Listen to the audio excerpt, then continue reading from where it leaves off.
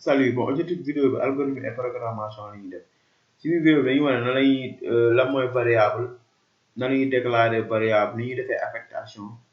dañuy gis tamit tout ce qui est écriture ak lecture. léegi définition dañuy jël exemple par exemple kii jaay jën bon dafa ñëw gis ñu en tant que développeur wala en tant que ingénieur logiciel mun nañu moom day jaay jën par exemple. bu xëyee dina jënd valeur 300 000 mais buy wàcc dina gis ni dina am ay 500 000 par exemple. léegi mu ne dafa bëggoon logiciel wala application xam dafay permettre pour mu xam li muy gagné ak li muy perte ci journée bi. léegi yéen en tant que développeur le fait que ngeen di xalaat nan ngeen war a def pour résoudre problème bi jaaykat bi wax instant boobu ñu ngi def algorithme. autrement dit algorithme cheminement la boo xam ni da lay permettre pour nga résoudre benn problème moom la mën jàppee algorithme. deuxième partie bi ñu ngi ci variable. léegi ñu ne variable pour identifier variable dañ koy identifier ak turam tibam ak valeur bi mu war a jël c'est important. léegi variable yi type de variable ñoo nekk nii bon un octet égale 8 bits égale 256 caractères ñu ngi def 2 à la puissance n mooy 2 à la puissance 8 mu nekk 256 combinaison 0 ak 1 nombre binaire am na tam ay calcul binaire. partie boobu tamit bon beneen cours la mooy ni ñuy defee opération binaire addition soustraction nan la ñuy calculer combinaison 16 bits 32 bits 64 bits yooyu yëpp. bon on passe. entier simple entier long réel double réel simple caractère yi tamit duma dugg ci détail yi mooy type yi ñuy manipuler ci algorithme. partie bi dañu wax nan la ñuy defee déclaration ak affectation variable. déclaration bon exemple bu may jël déclaration mooy par exemple suñu armoire dañoo am armoire dafa am ay battant léegi dañuy armoire bi par exemple am na ay battant léegi battant bu ne dañ koy réserver bi yére bi dàll bi tubéy bi cravate bon bi kawas et cetera loolu mooy réservation c'est-à-dire dañuy réserver ay espace ci ordinateur bi pour ay variable moom lañ fay réserver ay valeur la war a jël après plus tard. léegi par exemple bu déclaration yéen ñu ngi nii dama déclarer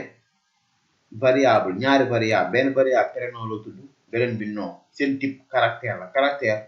alphanumérique la ne ça mën na nekk ay chiffres ak ay lettres loolu mooy caractère bu dee algorithme et programmation. maintenant fii dama ko réserver ça veut dire moo ko réserver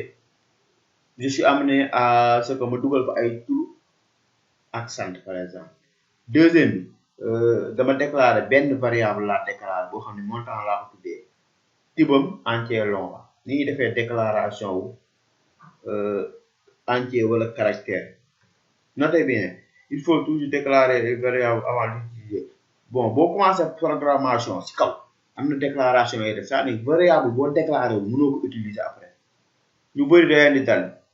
da ngay commencé def programmation bëgg créer ay variable ci biir programme bi day bañ parce que danaa la déclaré woo ko ci kaw. bon bu ñuy def langage c'est peut-être di ngeen gis cas yooyu noonu. affectation léegi affectation dañuy ne affectation variable bi ñu réservé woon moom la ñuy dugal par exemple mun naa jëlaat exemple armoire bi dañ fa réservé woon benn ci kaw benn battant boo xam ne pour yére la dugal mu ko woon yére parce que dama ko réservé woon ci kaw mooy déclaration. ci suuf affectation mooy léegi dugal naa fa ça veut dire que ni li ma réservé woon pour yére dugal naa fa yére moom lañ mën a jël comme exemple. c'est-à-dire que ni dañuy ranger réservation bi ñu def léegi dañuy dugal valeur. léegi affectation y a un autre souci parce que affectation buy affecté ça veut dire que boo fekkee valeur da koy écraser da koy remplacer ak valeur di ngay mujjee dugal loolu mooy affectation. affectation égal lay signifier si yeneen langage égal lañ koy mën a considérer. c'est-à-dire que ni comme par exemple fii dañ ni constant TVA reçoit dañoo déclarer fii benn constante ni ñuy déclarer constante si algorithme constante nga jox ko tur bi jox ko valeur bi directement 18%. type non valeur léegi A reçoit 10 c'est-à-dire fii affectation lañ def dañoo jël variable A bi ñu réservé woon ci kaw jox nañ ko léegi 10 autrement dit suñu armoire battant bi ñu réservé woon pour chemise léegi def nañ fa chemise au début dañ fa réservé chemise defaguñu woon jëndaguñu woon par exemple léegi jënd nañ dugal ko loolu mooy affectation léegi ordre de priorité calcul moo nekk nii parenthèse mooy priorité ensuite multiplication division addition soustraction yaanaa d'autres am na yeneen léegi dañuy def ñaari exemple la ñuy def premier bi dañ ñi quelles sont les valeurs des variables a et b avec exécution après bu ñu exécuté nan lay demee premier bi moo nekk nii dañ ñi a égale 1 b égale a plus 3 c égale 3 léegi a mi ngi nii a égale 1 moo nekk nii b amul dara parce que waxuñu dara pour b ci kaw fii ñu ne la a égale 1 mais b égale a plus ñu ngi nii b égale a plus 3 a lan moo fa nekk 1 plus 3 moom day additionné yi ba pare doo koy affecté ça veut dire que ni lépp lu nekk fii da koy écrasé dañuy def a plus 3 mu nekk 4 lay dugal fii moo nekk nii mooy 4 bi ñu ñëwaat fii a égale 3 a égale 3 a lan moo fa nekkoon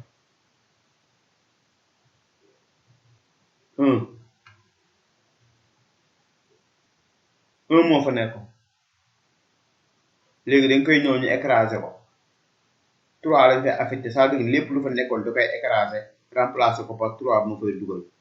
b waxuñu fa dara kon b 4 lay nekk ba léegi ñu jàll ci deuxième exercice bi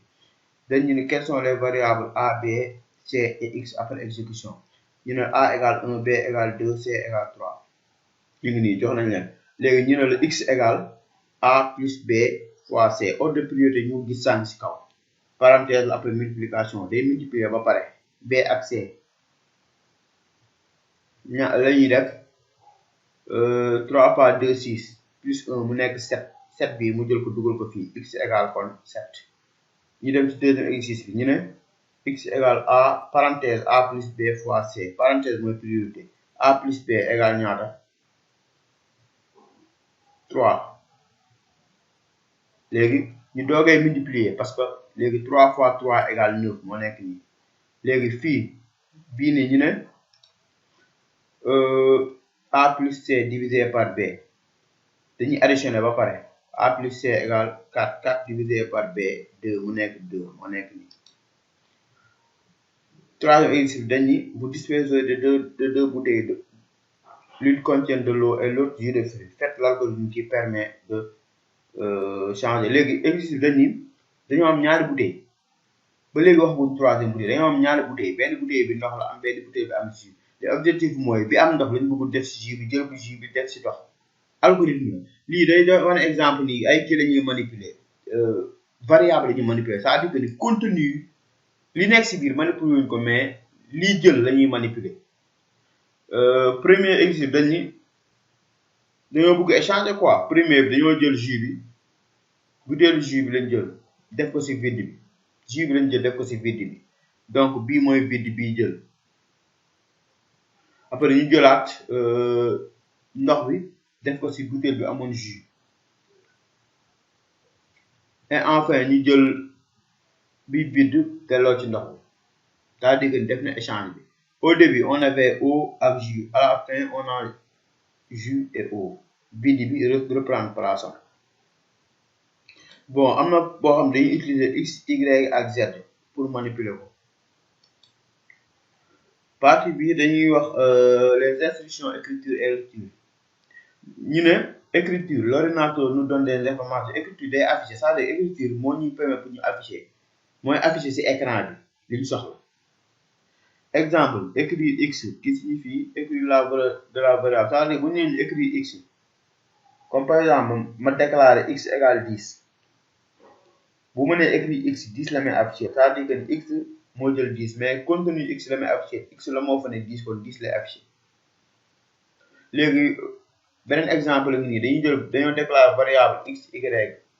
de type numérique ñu ne début x jël 5 y jël 10 ñu ne écrire x y c'est-à-dire que ni dañuy afficher x ak y à la fin on a day afficher x day afficher 5 contenu bi lay afficher parce que affectation lañ def dañoo jël li dugal fi jël li dugal ko fii léegi buy afficher day afficher 5 afficher décaler tuuti afficher 10 ci même ligne bi booy def bu ñuy def C di ngeen ko gis. léegi 6 lecture on donne à l'ordinateur des informations. léegi lecture à chaque fois bu ñu nee lecture mooy ordinateur bi il s'attend à ce que ñu jox ko benn valeur comme bu ñu dugalee programme lecture curseur bi day clignoter di xaar pour ñu dugal dara obligatoirement. écriture ordinateur bi dañuy afficher ci écran mais lecture ñun ñooy jox ordinateur bi valeur moom day taxaw di clignoter di xaar nga jox ko valeur. lire x bi prendre la valeur taper au clavier et ranger dans x ça veut dire que ni dama déclarer x ba pare utiliser lecture wala lire x léegi ci suuf x day clignoter di xaar pour ma dugal valeur par exemple x joxaguñ ko valeur su ma dugalee 10 mu jël 10 ranger ko ci x bu dee 15 laa jël dugal mu jël 15 ranger ko ci x ça dépend ci li may dugal rek. exemple ñu ne un programme qui permet de lire un nombre et d'écrire son carré c'est-à-dire que programme bi